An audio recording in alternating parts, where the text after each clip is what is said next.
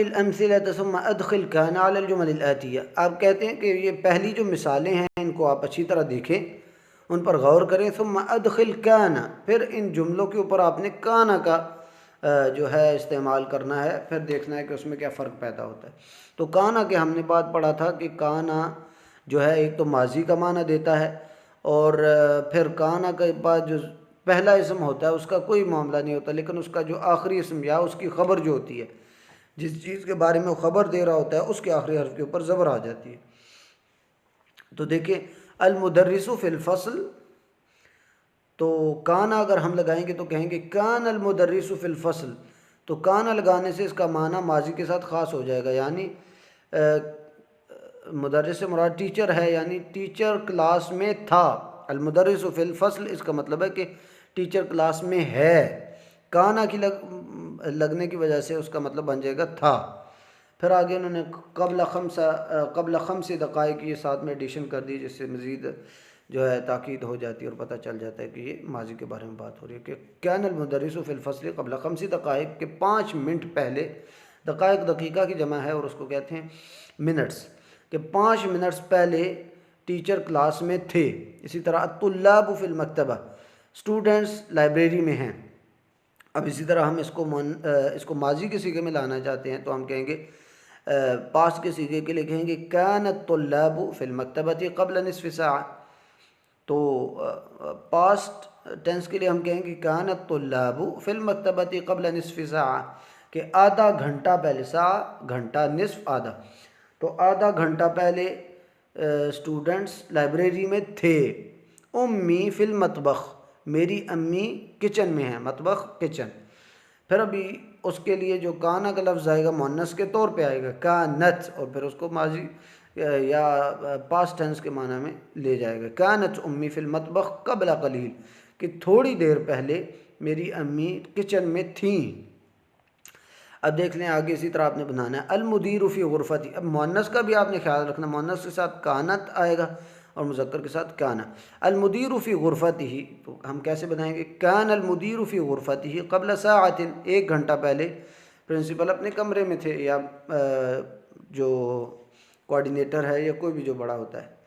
الوزیر فی لندن، وزیر لندن میں ہے، تو ہم کہیں گے کان الوزیر فی لندن قبل اسبوع. کان اخی فی مکہ، میرے بھائی مکہ میں تھے قبل 4 ایام، 4 دن پہلے. کان الاطباء فی المستشفى قبل ثلث ساعہ، کہ 20 منٹ پہلے، الاطباء طبیب کی جمع ہے، مستشفى ہاسپٹل کو کہتے ہیں، کہ 20 منٹ پہلے ڈاکٹر ہاسپٹل میں تھے. الطالبات فی المکتبہ، اسٹوڈنٹس جو ہیں فیمیل اسٹوڈنٹس جو ہیں وہ لائبریری میں ہیں، تو ہم کہیں گے کانت. اب طالبات مؤنث ہے اس لیے کانت آئے گا. کانت الطالبات فی المکتبہ قبل قلیل، تھوڑی دیر پہلے جو فیمیل اسٹوڈنٹس ہیں وہ لائبریری میں تھی. تو یہ بنیادی طور پر کانا کی بحث تھی. اس پر آپ مزید جو ہے تفصیل سے کام کریں یا اس کی بار بار پریکٹس کریں. اگلی چیز کہہ رہے ہیں تأمل الامثلہ، پہلی مثالوں کو پھر اسی طرح کہہ رہے ہیں دیکھیں. ثم اقرأ الجمل الآتیہ مع ضبط المیم والحروف الساکنۃ الاخرى، کہتے ہیں کہ پھر آپ نے جو اگلے جملے بنانے ہیں، پھر آپ نے میم کا خیال رکھنا ہے کہ میم کے اوپر کیا لفظ میم کے اوپر پیش آئے گی یا اس کے اوپر سکون آئے گا. جیسا کہ ہے اقرأتم ھذا الکتاب، اقرأتم ھذا الکتاب، دیکھیں اب آخری قرأتم جو ہے اس کے میم کے اوپر سکون آیا ہوا ہے. اور اگر ہم کہیں اقرأتم القرآن، تو اگر یہ جو صیغہ ہے اس کے بعد الف لام آ جائے تو جو میم ہے جس پہ پہلے سکون تھا اس کے اوپر پیش آ جائے گی، اس لیے کہ آگے ہم جو جوڑ رہے ہیں الف لام کے ساتھ اس کو جوڑ رہے ہیں، تو پھر وہ اس کو ہم نے کسی طرح بنانا ہے، میم کا سکون نہیں پڑا جائے گا نا. پھر اقرأتم القرآن کیسے پڑھا جائے گا؟ اس کو ملانے کے لیے ہمیں میم کے اوپر پیش لگانی پڑے گی، اور میم کی جو پیش ہے وہ اس بات کو ظاہر کرے گی کہ یہ جمع ہے. زبر جو ہے وہ تثنیہ کو ظاہر کرے گی، تو ادھر ہم نے پیش لگانی. اور یہ بھی تب ہوگا جب بعد قرأتم، یہ جمع کا جو صیغہ ہوتا ہے جمع مذکر مخاطب کا، اس کے بعد اگر الف لام آ جائے تو تب یہ معاملہ ہوتا ہے. اقرأتم ھذا الکتاب، تو یہ اس میں کوئی معاملہ چینج نہیں ہوا، لیکن اگر الف لام آ گیا تو کیسے بنے گا؟ اقرأتم القرآن، پھر اس کو ملا کے کیسے پڑھیں گے؟ اقرأتم القرآن۔ اسی طرح ارأیتم حامدا، لیکن الف لام کے ساتھ آئے گا ارأیتم المدرس۔ الکم هذا البیت، الکم البیت، ٹھیک ہے؟ تو الف لام کا یہ معاملہ ہے۔ خرجت آمنہ اور خرجت البنت۔ اب دیکھیں خرجت، اس میں بھی یہ چیز ہے کہ تا کے اوپر اصل میں ہی سکون تھا، لیکن اس کے بعد جب الف لام آ گیا تو خرجت، اب سکون کی جگہ پیش تو آ نہیں سکتی، زبر بھی نہیں آ سکتی، اور یہ جمع مؤنث ہے تو اس پر وقتی طور پر تا کے نیچے زیر آ جاتی ہے، خرجت البنت۔ یعنی دو سکون جب اکٹھے ہوتے ہیں تو اس میں کیا ہوتا ہے کہ تا کی نیچے زیر آ جاتی ہے، خرجت، جو اس بات کو دلالت کر رہی ہوتی ہے کہ جو سکون ہے اس کی جگہ یہ زیر آئی ہے، اور یہ مؤنث پر دلالت کر رہی ہے۔ خرجت البنت، اس سے پھر ملا کے کیسے پڑھیں گے؟ خرجت البنت۔ تو یہ چیزیں بس تھوڑی سی یاد بھی رکھنے والی ہیں کہ مؤنث کے لیے جو واحد مؤنث ہے اس کے لیے ہم کہیں گے خرجت البنت، اور جمع جو مذکر والی ہے اس کے لیے پیش آ جائے اقرأتم القرآن، ارأیتم المدرس، الکم البیت۔ اسی طرح من ھذا الولد، من الولد، اب الف لام ڈائریکٹ جب آئے گا تو من الولد، تو یہ مؤنث کے ساتھ بھی یہ سیکھا ہوگا اور معاملہ ہوگا، اور من کے ساتھ بھی یہ معاملہ ہوگا۔ اب وہی چیز بتا رہے ہیں کہ دیکھیں، کہہ رہے ہیں کہ ایک ہے سکون اور اس کے بعد ڈائریکٹ الف لام آنا، تو جو سکون کسی بھی اور لفظ کے پاس ہو، کے اوپر ہو، اس کے بعد اگر الف لام آ گیا تو اس سکون کی جگہ زیر بن جائے گی۔ لیکن اگر میم ہے، میم کے اوپر سکون ہے اور اس کے بعد کا لفظ الف لام ہے تو اس میم کے اوپر پیش آ جائے گی، جیسا کہ ہم نے اوپر دیکھا کہ میم جب جب اس کے اوپر سکون آیا ہے، اور جیسے قرأتم، رأیتم، لکم، تو اس کے بعد ڈائریکٹ جب الف لام آئے گا تو میم کے اوپر پیش بن جائے گا، لیکن میم کے علاوہ کوئی اور لفظ ہے اس کے اوپر سکون ہے، جیسا کہ ہم نے تا دیکھا، خرجت، من دیکھا، نون کی سکون، اس کے بعد ڈائریکٹ جب الف لام آتا ہے تو اس کے خرجت تا کے نیچے زیر آ جائے گی، من کے نون کے نیچے زیر آ جائے گی۔ تو میم کے اوپر اگر سکون ہے اور اس کے بعد ڈائریکٹ آ رہا ہے تو اس میم کے اوپر پیش آ جائے گی، لیکن میم کے علاوہ اگر کوئی لفظ ہے تو اس کے نیچے زیر آ جائے گی۔ ایسے جیسے کہ ابھی دیکھیں اکلتم، اکلتم کا مطلب ہوتا ہے کھانا، اکلتم الموز، اس کو ملا کے کیسے پڑھیں گے؟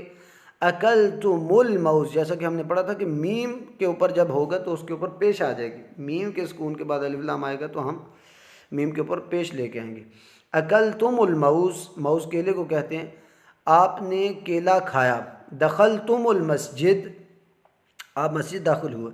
فہمتم درس الفقہ، اب دیکھیں الف لام نہیں آیا تھا اس لیے اس پر سکون ہی رہے گا، فہمتم درس الفقہ۔ ماذا اکلتم، آپ نے کیا کھایا؟ الکم الکتب، الکم الکتب، میم آ گیا اس لیے آپ کے پاس کتابیں ہیں۔ من الفتح، اب دیکھیں نون تھا، نون کے اوپر سکون تھا من، پھر نون کے بعد جب الف لام آ گیا تو میم کے علاوہ کوئی بھی تھا ہم نے دیکھا ہے تو اس کے نیچے زیر آنی ہے، تو یہ نون آیا تو اس کے نیچے زیر۔ من الفتح، لڑکا کون ہے؟ اسی طرح این المدیرہ، این المدیرۃ خرجت الآن، اب دیکھیں خرجت کے بعد الف لام والا لفظ آیا ہے تو ہم نے دیکھا تھا کہ میم کے علاوہ کوئی بھی اور لفظ ہے تو اس کے اوپر سکون تھا، اگر آگے اس کے ڈائریکٹ الف لام آ جائے تو ہمیں اس کے ساتھ ملانے کے لیے کیا کرنا پڑتا ہے کہ اس لفظ کے نیچے جس کے اوپر سکون تھا اس کے نیچے زیر لے آتے ہیں، خرجت الآن۔ اسی طرح جلستم فی الفصل، فہمتم الدرس، سمعتم الاذان، الکم هذه السیارہ، ادھر ڈائریکٹ نہیں ہے اس لیے الکم آئے گا، پیش کی نہیں ضرورت۔ اسی طرح من هذا الرجل، کتبت الطالبہ، اب دیکھیں تا ہے تو اس کا ہم نے پڑھا تھا کہ میم کے علاوہ کوئی بھی ہو تو اس کے نیچے زیر آ جائے گی، تو یہ کتبت کی جگہ کتبت الطالبہ بن جائے گا، کتبت الطالبۃ الدرس۔ تو یہ اس میں تھوڑی سی ڈیٹیل تھی، آپ نے اس کو زیر غور رکھنا ہے۔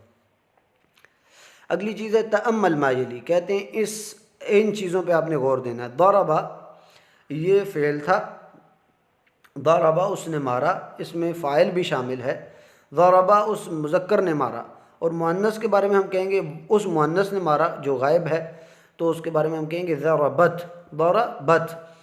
اب کس کو مارا، اگر جس کو مارا ہے، جس پر کام ہو رہا ہے، اگر وہ مذکر ہے تو اس کے بارے میں ضمیر آتی ہے ہو، اور وہ ایسے لکھی جاتی ہے ضربہ، اور اگر مؤنث مار رہی ہے تو کہے گی ضربت ہو، جس کو مارا جا رہا ہے وہ مذکر ہی ہے اس لیے اس کی جگہ ہو ہی آ رہا ہے، لیکن جو مارنے والا اگر وہ مذکر ہے تو ضربہ، اگر وہ مؤنث مارنے والی ہے تو ضربت، ضربہ اس مرد نے اس مرد کو مارا، ضربت اس عورت نے اس مرد کو مارا، ضربت عورت نے مارا اس مرد کو۔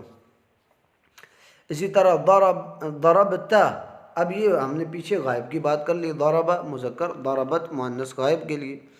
اب ہم مخاطب سے جب ہم بات کرتے ہیں تو ہم کیا کہتے ہیں؟ ضربتا، رجعتا، قرأتا، تم نے پڑھا، تم نے مارا، تم نے فلاں کیا، جو بھی ہے۔